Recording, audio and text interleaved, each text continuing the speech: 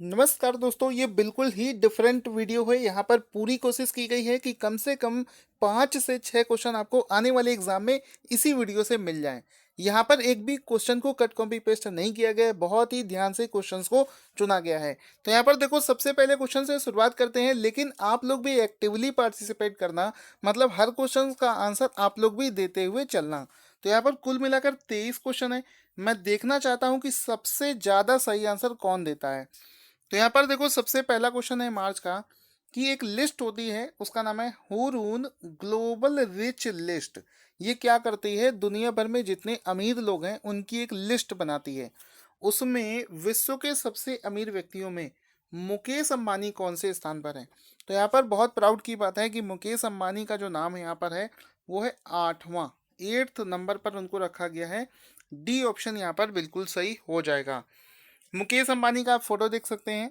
और यहाँ पर अगर बात करी जाए पूरे एशिया की, तो पूरे एशिया से टॉप 10 में सिर्फ और सिर्फ मुकेश अंबानी अपनी जगह बना पाए हैं। यहाँ पर इनकी कुल संपत्ति की बात करिए तो टोटल $54 बिलियन की इनकी कुल संपत्ति हो चुकी है। और इस लिस्ट में नंबर 1 पर है अमेजन के प्रमुख, जिनका नाम है जेफ बेजोस। और कोई भी लिस्ट अगर आज की डेट में जारी होती है तो जेफ बेजोस को नंबर 1 पर ही रखा जाता है। वो दुनिया के सबसे अमीर इंसान बन गए हैं। इसके अलावा अभी रिसेंट में एक और क्वेश्चन बना था, उसको भी रिवीजन करवा देता हूँ। क्वेश्चन ये था कि दुनिया भर में जितनी भी स्पोर्ट्स टीम हैं उनमें सबसे अमीर स्पोर्ट्स टीम के मालिक कौन है, तो भी उसका आंसर हो जाएगा मुकेश अंबानी, जो कि यहाँ पर मुंबई इंडियंस टीम, आईपीएल वाली जो टीम है मुंबई इंडियंस, उसके मालिक हैं। इस तरीके से वो दुनिया में सबसे अमीर किसी भी स्पोर्ट्स टीम के मालिक बन गए हैं। आगे चलते हैं अगले क्वेश्चन की तरफ। एक समिट है जिसका नाम है बायो एशिया का 16वां संस्करण कहाँ पर आयोजित किया गया है। यहाँ पर दोस्तों, बायो एशिया का जो 16वां संस्करण है ये हैदराबाद में स्टार्ट किया गया है। ऑप्शन ए यहाँ पर बिल्कुल सही हो जाएगा। हैदराबाद में बायो एशिया का 16वां संस्करण शुरू किया गया है। यहाँ पर देखो, चीज बिल्कुल साफ है। बायोलॉजी, बायो बायो का मतलब है बायोलॉजी के क्षेत्र में जो डेवलपमेंट होता है उसको डिस्कस करने के लिए एशिया भर से लोग यहाँ पर इनवाइट किए जाते हैं, और इसको हैदराबाद में कंडक्ट किया गया था। यहाँ पर इसका एक फोटो भी दिखा देते हैं। बायो एशिया 2019 लाइफ साइंस 4.0, 25 तारीख से 27 फरवरी तक के ये हैदराबाद में ऑर्गेनाइज किया गया था। क्वेश्चंस के आंसर देते चलना। साथ ही साथ में इसका जो, इस सम्मेलन का जो इस बार का सब्जेक्ट है वो है life science 4.0 disrupt the disruption. ये इसका सब्जेक्ट है। हैदराबाद की तेलंगाना की राजधानी है और सीएम का नाम है चंद्रशेखर राव। आपका इन वीडियो से अगर थोड़ा सा भी फायदा होता हो तो इसको दोस्तों के साथ में शेयर जरूर किया करो। अगला क्वेश्चन है, भारत इंक्लूसिव इंटरनेट इंडेक्स 2019 में कौन से स्थान पर रहा है।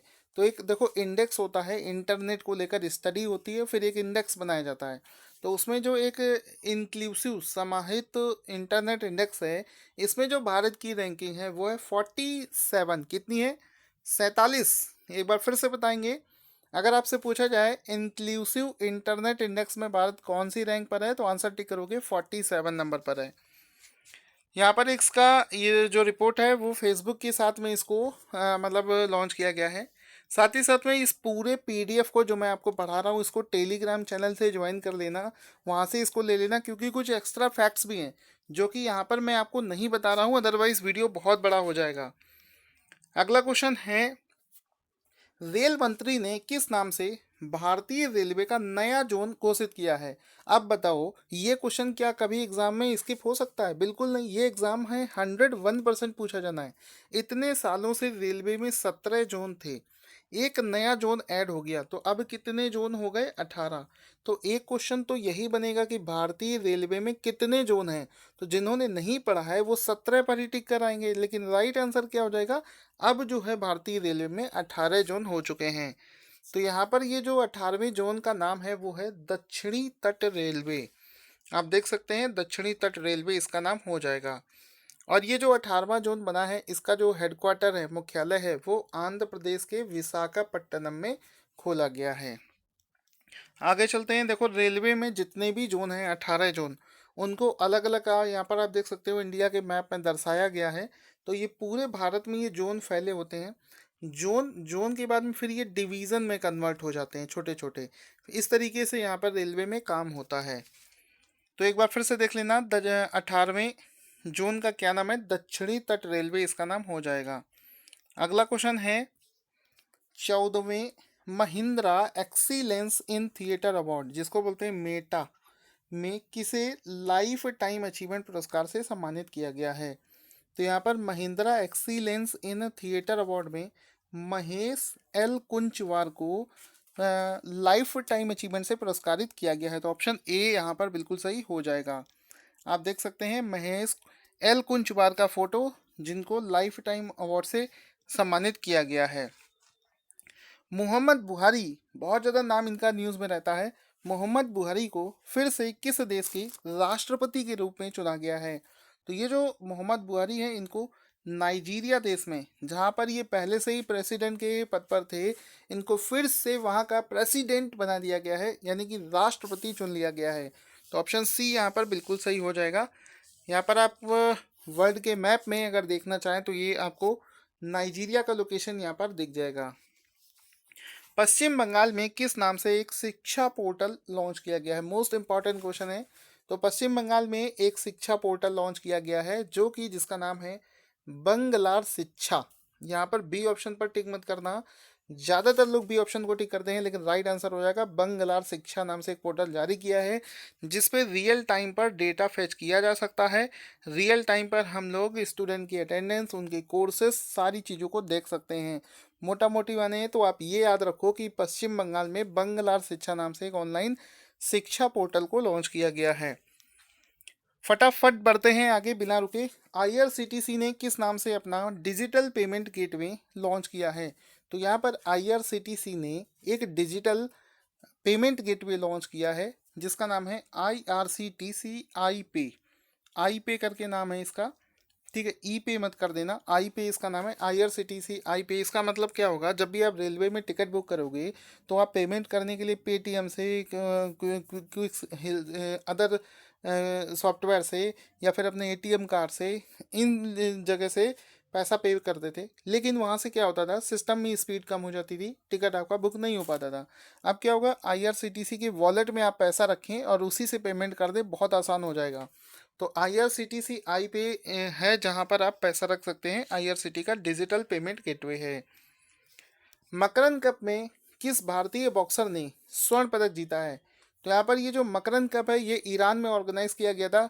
इसमें भारत के जो दीपक सिंह हैं, ऑप्शन ए, उन्होंने भारतीय स्वर्ण पदक जीता है। बहुत बड़ी बात है, भारत से बाहर जाकर कहीं पर स्वर्ण पदक जीतना आसान बात नहीं है, बहुत डेडिकेशन की ज़रूरत होती है।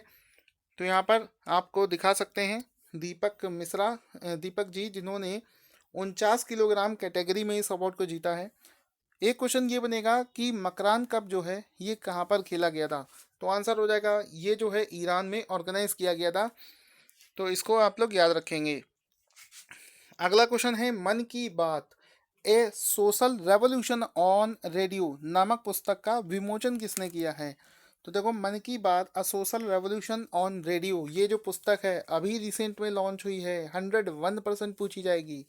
इसको लॉन्च किया है अरुण जेटली जी ने। अब इस पुस्तक में है क्या? देखो, मन की बात से समझ गए होगे कि जुड़ी तो ये मोदी जी के ऊपर है। यहाँ पर आप देख सकते हो मन की बात a revolution, social revolution on radio. इसमें जो है मोदी जी के जितने भी मन की बात वाले एपिसोड से उनके 50 संस्करणों का को शामिल किया गया है। अगला क्वेश्चन है, हाल ही में मूडीज ने 2019 में भारत की विकास दर को कितने प्रतिशत होने की उम्मीद की है? तो यहाँ पर मूडीज ने 7.3% इसको रखा है, 7.3%। ठीक है, तो यहाँ पर राइट आंसर हो जाएगा डी ऑप्शन, 7.3% भारत की जो विकास दर है उसको रखा है।